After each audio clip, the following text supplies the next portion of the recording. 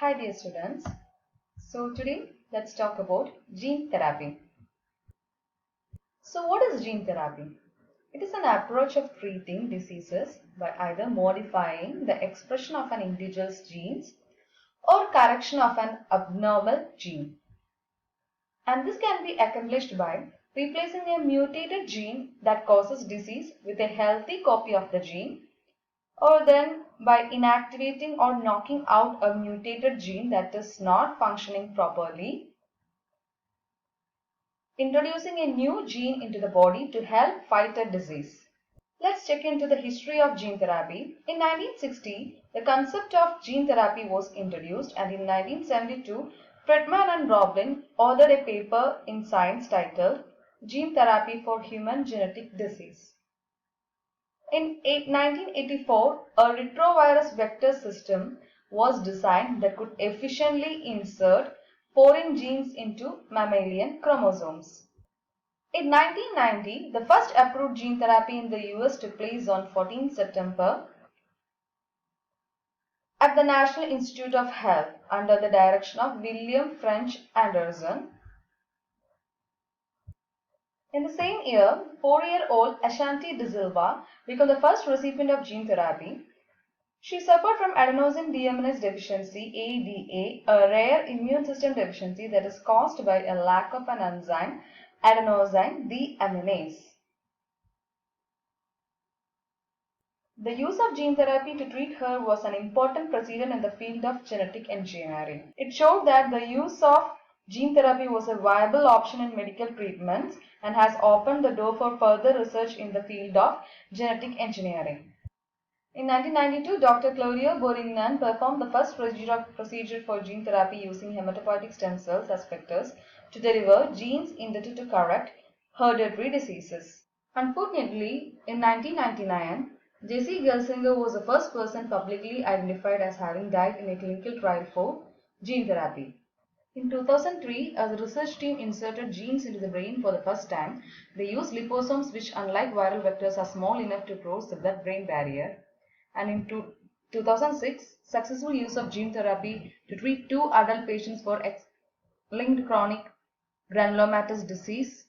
And in 2007, first gene therapy trial for inherited retinal disease was also performed. In 2010, an 18-year-old male patient in France with beta thalassemia major had been successfully treated. In 2011, medical community accepted that it can cure HIV, as in 2008, Gero Hatter has cured a man from HIV using gene therapy. From 2011 to 2015, research is still ongoing and the number of diseases that has been treated successfully by gene therapy increased. Let's see the types of gene therapy. The first one is somatic gene therapy and the next one is the germline gene therapy. And let's see the difference between somatic cell gene therapy and germline gene therapy. Let's see what's happening in somatic cell gene therapy.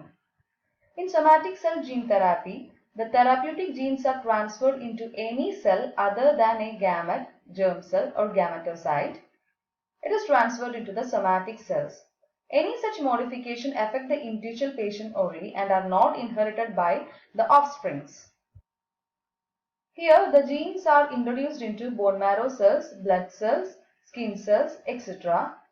and it will not be inherited later to the generation.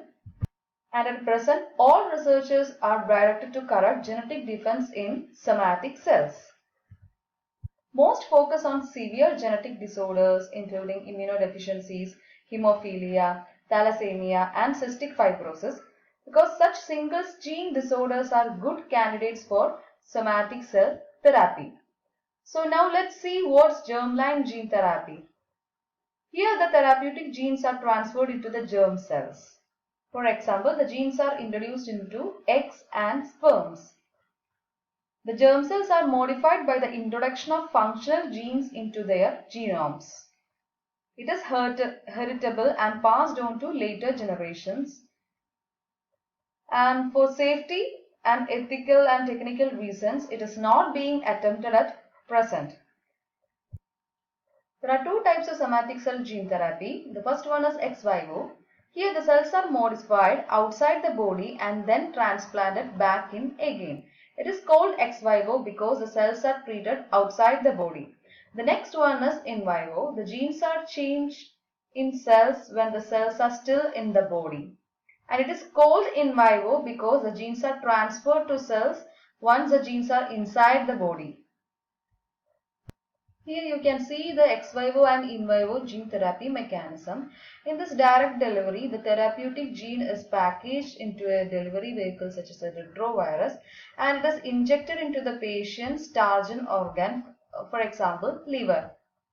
And in cell-based delivery, the adult stem cells are isolated, propagated in the laboratory, and the therapeutic gene is packed into a delivery vehicle such as retrovirus and introduced into the cells. And later, the genetically modified cells are reintroduced into the patient. Example of ex vivo gene therapy. The first gene therapy, that is to correct the efficiency of enzyme adenosine deaminase, was performed on a 4-year-old girl, Ashanti De Silva, and she was suffering from SCID, that is severe combined immunodeficiency, and it is caused due to defect in gene coding for ADA, that is adenosine deaminase.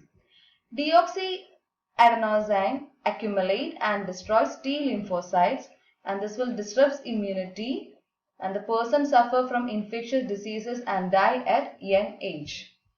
We can see how the gene therapy is conducted in this.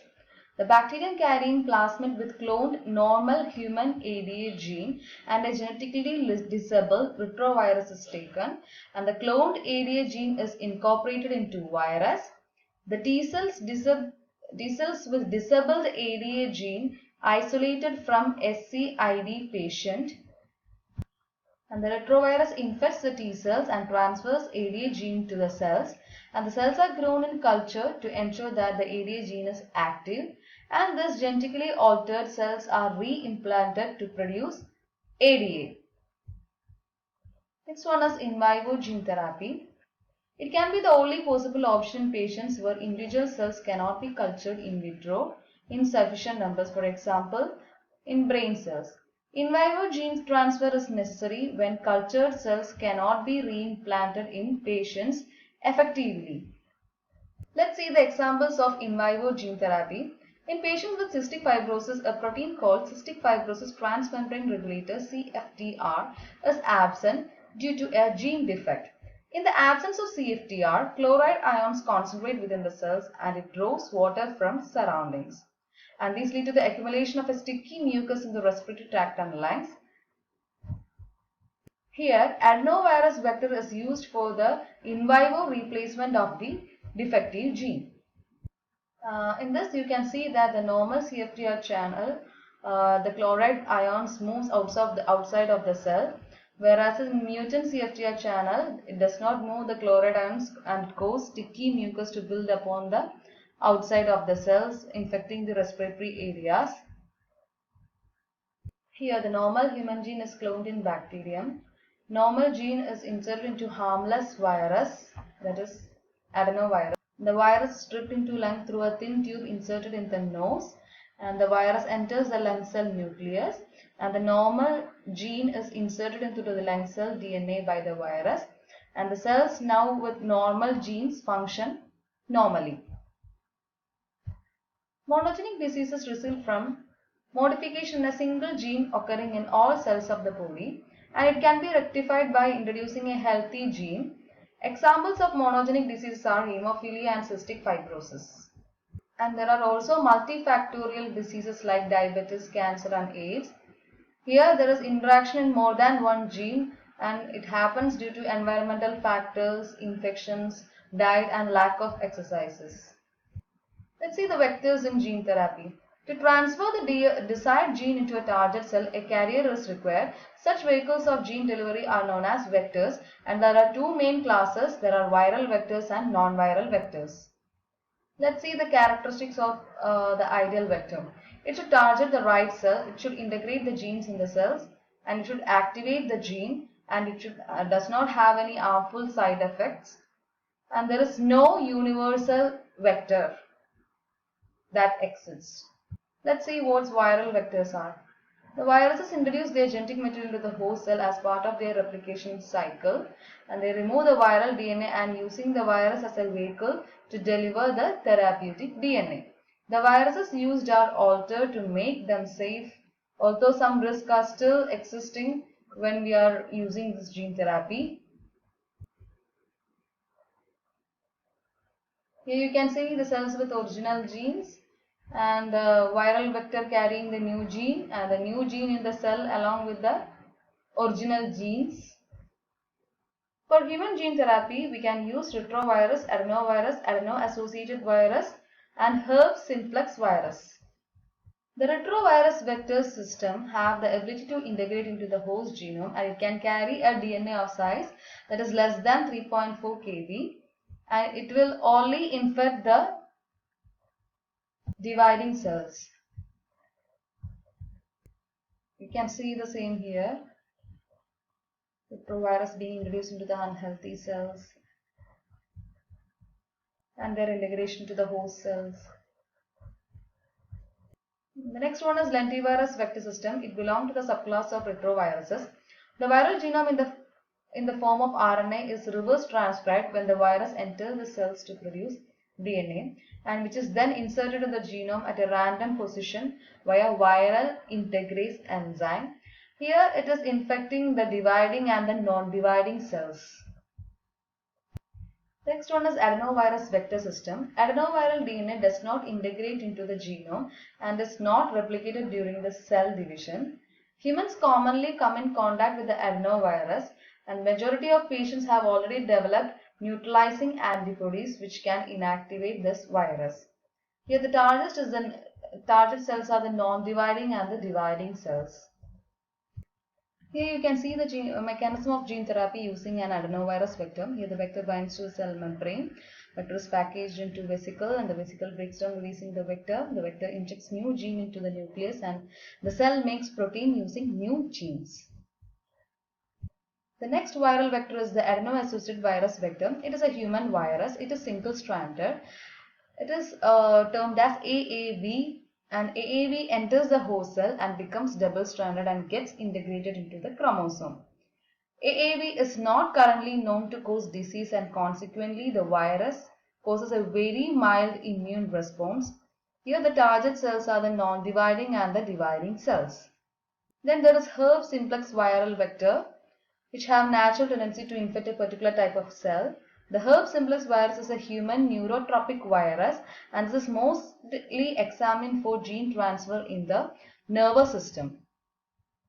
Here you can see the comparison of commonly used viral vectors in gene therapy, that is retrovirus, adenovirus, adeno-associated virus, lentivirus, herpes simplex virus. Its key properties they are infecting the dividing or non-dividing. And the chromosome, they are talking about the chromosome integration, its packaging capacity and what kind of gene materials are present. You can see the comparison of these viral vectors here. Let's see the advantages of using viral vectors. You can target specific types of cells. They are very good at targeting and entering cells and can be modified so that they can't replicate and destroy cells. And coming to the disadvantages, they can cause immune responses in patients and they can only carry a limited amount of genetic material. Therefore, some genes may be too big to fit into some viruses. The non-viral vector system include pure DNA construct. Direct introduction of pure DNA construct into the target tissue is performed here. The efficiency of DNA uptake by cells and expression is rather low and consequently large quantities of DNA have to be injected periodically. The other non-viral vector system is the DNA molecular conjugates. The commonly used synthetic conjugate is poly-L-lysine bound to specific target cell receptor and the therapeutic DNA is then made to combine with the conjugate to form a complex. It avoids lysosomal breakdown of DNA. Next one is lipolexes, that is lipid DNA complexes, and this DNA construct surrounded by artificial lipid layer. Most of it gets degraded by lysosomes. And then the next one is human artificial chromosome and it can carry a large DNA that is with one or more therapeutic genes.